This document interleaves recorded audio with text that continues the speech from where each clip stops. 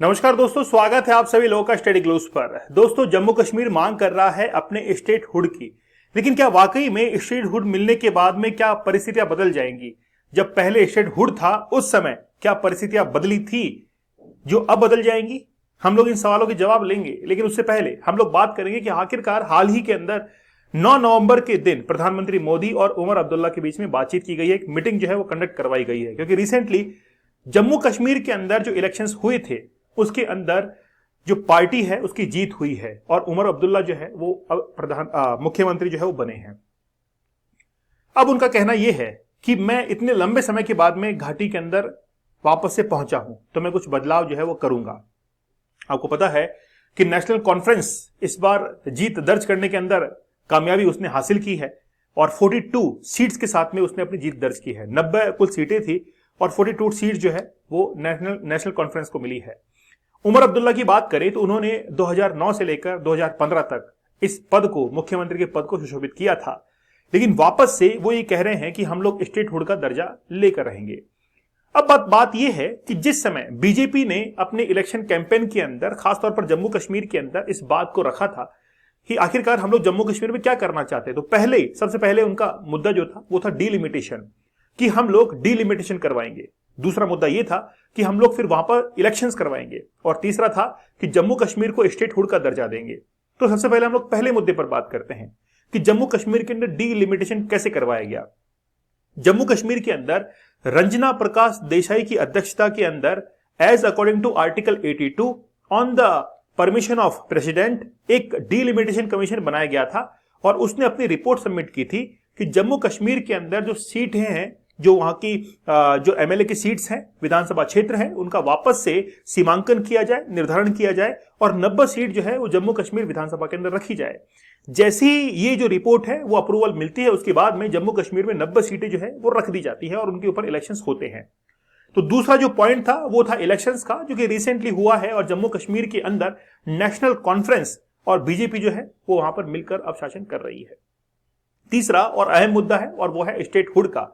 अब उसके ऊपर बात की जाएगी कि आखिरकार स्टेट हुड जो है वो जम्मू कश्मीर को कब तक मिल सकता है और आखिरकार वो प्रक्रिया क्या है, वो प्रोसेस क्या है जिसके तहत जम्मू कश्मीर को स्टेट हुड का दर्जा मिल सकता है। उसके बारे में हम लोग अभी बात करते हैं।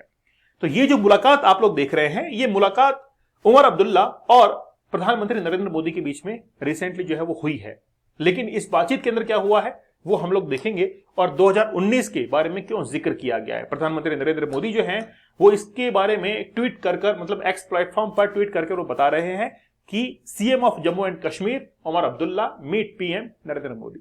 तो ये एक मुलाकात का दृश्य जो है आप लोग देख सकते हैं। दोस्तों, 100 डेज का चैलेंज बड़ा जबरदस्त है, लाइफ चेंजिंग ये कोर्स है। ये ओनली हसलर्स के लिए है जो कि अपने जीवन के साथ में हसल करते हैं। हसल मतलब वो अब कुछ जीवन के अंदर पाना चाहते हैं और उसके लिए कुछ भी करने को तैयार है। तो 100 डेज का चैलेंज खास तौर पर आपको पोर्नोग्राफी से दूर रखेगा। इसका लास्ट फेज लेवल 3 जो कि सबसे जबरदस्त है, ये 33 डेज का आप लोगों के लिए रखा गया है। आप इस चैलेंज को एक्सेप्ट कीजिए और एक्सेप्ट करने के बाद आपको ये जो कोर्स है वो वाकई में आपके गोल को फाइंड आउट करने के अंदर मदद करेगा। इस कोर्स की प्राइस काफी डाउन कर दी गई है, 399 के अंदर आपके लिए कोर्स अवेलेबल है। तो आप लोग जरूर इस कोर्स के साथ में जुड़िए, हसलर्स के लिए कोर्स ये है, ठीक है। तो 100 डेज का चैलेंज आपने अब तक अभी फेस नहीं किया होगा। चलिए बात करेंगे। लिखा हुआ है आई रिटर्न्ड, मैं वापस से आ चुका हूं वैली के अंदर। कौन? उमर अब्दुल्ला ऐसा लिख रहे हैं।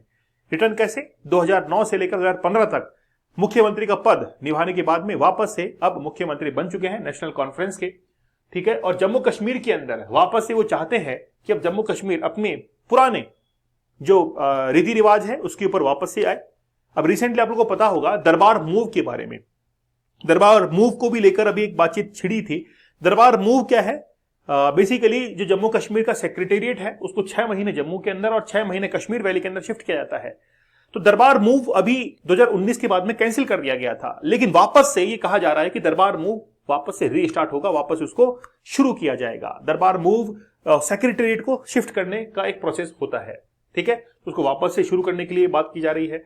अगस्त 2019 के अंदर जम्मू कश्मीर और लद्दाख को, यानी कि जम्मू कश्मीर को वहां से आर्टिकल 370 हटाया गया, आर्टिकल 35A जो है वहां से रिमूव कर दिया गया था और जम्मू कश्मीर और लद्दाख को 31 अक्टूबर 2019 को यूनियन टेरिटरी का दर्जा दे दिया गया था। इसके लिए जम्मू कश्मीर में एक रीऑर्गेनाइजेशन एक्ट जो है, जम्मू कश्मीर रीऑर्गेनाइजेशन एक्ट, वो पारित किया गया था और उसके तहत ही जम्मू कश्मीर को यूनियन टेरिटरी का दर्जा दिया गया था। यूनियन टेरिटरी के तहत वहां पर जो उपराज्यपाल होते हैं, लेफ्टिनेंट गवर्नर होते हैं, जिनका नाम है मनोज सिन्हा, वो अब ये कह रहे हैं कि हो सकता है कि जल्द ही स्टेटहुड का दर्जा जम्मू कश्मीर को मिल जाए। तो आर्टिकल 370 के आने के बाद में पूरी शक्लो सूरत जो है वो बदल चुकी है। और यहां पर देखिए कि इलेक्शन जो हो रहे हैं उसके अंदर बहुत सारे लोग अब इलेक्शन के अंदर पार्टिसिपेट कर रहे हैं। पहले इतना नहीं होता था, अब लेकिन लोग जो है वो बढ़ चढ़कर हिस्सा ले रहे हैं। लोग भी इस चीज के अंदर, वहां के जो जनता है वो भी ये चाहती है कि हाँ, वाकई में कश्मीर की सूरत जो है बदलनी चाहिए। कश्मीर हमारे भारत का स्वर्ग है और वहां पर टूरिज्म जो है वो बहुत आता है, लेकिन ये जो वायलेंस की गतिविधियां होती हैं उसके चलते काफी डाउनफॉल के अंदर वो चला जाता है। रिसेंटली एक बात जो है वो कही गई है कि कश्मीरीज वांट देयर सन, मतलब कश्मीरी जो है वो अपने बेटे को वापस से चाहते हैं और कहा गया है कि बिजली, सड़क, पानी, ये सब जो है वो उनको दिलाएंगे। खासतौर पर the first cabinet meeting passed a resolution demanding that statehood be restore, यानी कि पहली कैबिनेट की मीटिंग हुई है, उसमें डिसाइड हुआ है कि स्टेटहुड का दर्जा जो है वापस से रिस्टोर किया जाएगा। Soon after in the first session of the newly elected assembly the demand for the restore of article 370, वो ये भी चाह रहे हैं कि आर्टिकल 370 जो है उसको वापस से जम्मू कश्मीर के अंदर लागू किया जाए। इसका मतलब ये हुआ कि कहीं ना कहीं पहले वाली स्थितियां जो है वापस से बन सकती है। लेकिन बात यह है कि आखिरकार उमर अब्दुल्ला की सबसे बड़ी चुनौती का हल क्या है, और चुनौती क्या है कि आखिरकार जम्मू एंड कश्मीर को स्टेटहुड का दर्जा कैसे दिलाया जाए। तो थोड़ी देर हम लोग उसके बारे में बात कर लेते हैं कि आखिरकार स्टेटहुड का दर्जा कैसे मिलेगा।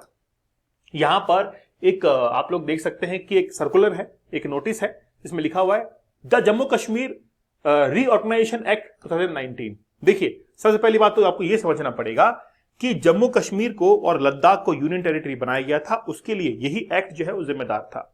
अब अगर मान लीजिए कि वापस स्टेटहुड का दर्जा लेना है तो फिर ये जो रीऑर्गेनाइजेशन एक्ट है इसी के अंदर ही वापस से बदलाव किया जाएगा, और बदलाव करने के लिए पार्लियामेंट हैज टू पावर, संसद के पास में ये शक्ति है, पार्लियामेंट के पास में ये पावर है कि वो क्या करेगी, एक रेजोल्यूशन पास करेगी और इसके अंदर अमेंड करते हुए आर्टिकल 370 और साथ ही के अंदर स्टेटहुड का दर्जा जम्मू कश्मीर को मिल जाएगा। तो ये एक प्रोसेस का पार्ट है।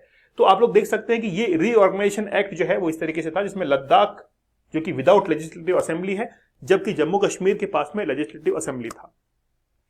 अब देखिए वापस से क्या व्यवस्थाएं वैसी ही बन पाएंगी या उससे दुरुस्त हो पाएंगी।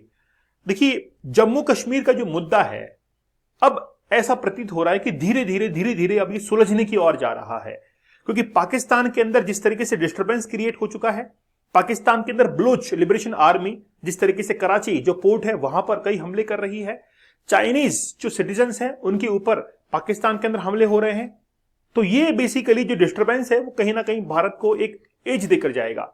भारत की तरफ से एक पॉजिटिव न्यूज है। खासतौर पर चाइना हमारे लिए मुसीबत बन सकता है, चाइना मुसीबत बन सकता है, क्योंकि चाइना के अगर सोल्जर्स आते हैं पाकिस्तान के अंदर, जैसे कि मैंने कल आपको बताया था कि पाकिस्तान के अंदर चाइना के लगभग 15,000 या 20,000 के आसपास सोल्जर्स वहां पे आ रहे हैं, तो अगर उनकी तैनाती पीओके के अंदर होती है तो हमारी सॉवरेनिटी को कहीं ना कहीं खतरा हो सकता है। लेकिन बात यह है कि अगर 370 लगता है तो उसके बाद में जम्मू कश्मीर को स्पेशल स्टेट का दर्जा मिल जाएगा, फिर वो अपने हिसाब से काम करेगा। तो कंडीशन जो है वो पहले वाली ही वापस से बन जाएंगी। तो इसका सॉल्यूशन जो है वो जल्द ही देखना पड़ेगा भारत को अब कि आखिरकार जम्मू कश्मीर का सॉल्यूशन क्या हो सकता है। तो बस जम्मू कश्मीर का सॉल्यूशन यही है, कुल मिलाकर बात है कि पीओके वाला जो अभी जो एरिया है वो वापस से भारत को लेना ही होगा, नहीं तो डिस्टर्बेंस हमेशा चलता ही रहेगा। इसका एक परमानेंट सॉल्यूशन जो है वो जल्द ही निकालना पड़ेगा। तो पाकिस्तान को कहीं ना कहीं और डिस्टर्ब करके हम लोग अपना ये जो पीओके वाला क्षेत्र है वो वापस से ले सकते हैं। और आपके पास में कोई राय है तो मुझे आप लोग कमेंट सेक्शन में जरूर बताइएगा कि आखिरकार पीओके और जल्दी कैसे भारत के पास में आ सकता है। ठीक है, चलिए, तो आप लोग हमारे लेवल 3 के साथ में जरूर जुड़िए। बड़ा गजब का ये कोर्स है। आपने अपनी लाइफ के अंदर पहले कभी भी ऐसा चैलेंज जो है एक्सेप्ट नहीं किया होगा। अभी वक्त है, अभी समय है, समय की कदर कीजिए और आप लोग हमारे इस कोर्स के साथ में जरूर जुड़िए। काफी कम प्राइजेस के अंदर 100 डेज तक अगर कोई एजुकेटर आपको टेक्निक्स बता रहा है, समझा रहा है, तो आप लोग जरूर इसके साथ जुड़िए। 399 के अंदर आप लोगों के लिए काफी कम प्राइजेस में कोर्स अवेलेबल है। चलिए, तो आपके कमेंट का इंतजार रहेगा, आपके सुझाव का इंतजार रहेगा कि आखिरकार पीओके कैसे भारत के पास में आ सकता है। तो मिलते हैं आप लोगों से अगले सेशन के अंदर, तब तक के लिए धन्यवाद। थैंक यू, जय हिंद।